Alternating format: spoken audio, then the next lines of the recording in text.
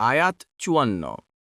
ثم إذا كشف الضر عنكم إذا فريق منكم بربهم يشركون অনুবাদ। তারপর যখন আল্লাহ তোমাদের দুঃখ দৈন্য দূরীভূত করেন, তখন তোমাদের একদল তাদের রবের সাথে শিরক করে। ১ নং ফুটনোট।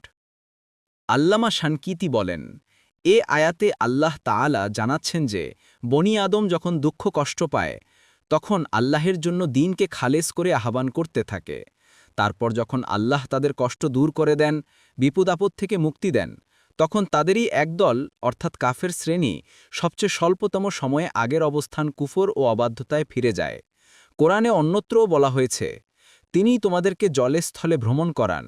এমনকি তোমরা যখন নৌযানে আরোহণ করো এবং সেগুলো আরোহী নিয়ে অনুকূল বাতাসে বেরিয়ে যায় এবং তারা তাতে আনন্দিত হয়, তারপর যখন দমকা হাওয়া বইতে শুরু করে এবং চারদিক থেকে উত্তাল তরঙ্গমালা ধেয়ে আসে এবং তারা নিশ্চিত ধারণা করে যে এবার তারা ঘিরাও হয়ে পড়েছে, তখন তারা আল্লাহকে তার জন্য দিনকে একনিষ্ঠ করে ডেকে বলে, আপনি আমাদেরকে এ থেকে বাঁচালে আমরা অবশ্যই কৃতজ্ঞদের অন্তর্ভুক্ত হব। অতপর তিনি যখন তাদেরকে বিপদমুক্ত করেন, তখন তারা জমিনে অন্যায়ভাবে সীমালঙ্ঘন করতে থাকে।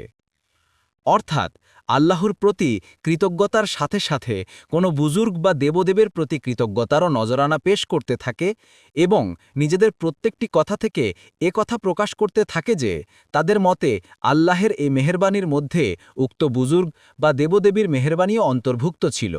বরং তারাই মেহেরবানি করে আল্লাহকে মেহেরবানি করতে উদ্বুদ্ধ না করলে আল্লাহ কখনোই মেহেরবানি করতেন না। বর্তমানেও অধিকাংশ পথভ্রষ্ট মানুষ এ ধরনের শিরক করে থাকে।